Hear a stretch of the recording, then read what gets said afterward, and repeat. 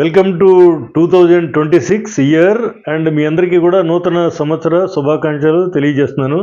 ఈరోజు నా దినచర్య యోగాతో స్టార్ట్ అయింది.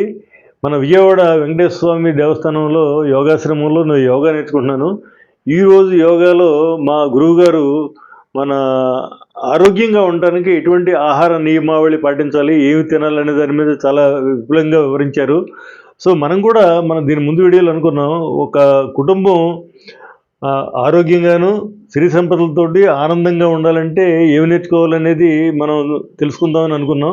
సో దానిలో భాగంగా ఈరోజు అనుకోకుండా హెల్త్ మీద అంటే ఆహార నియమావళి మీద మా గురువుగారు చెప్పారు.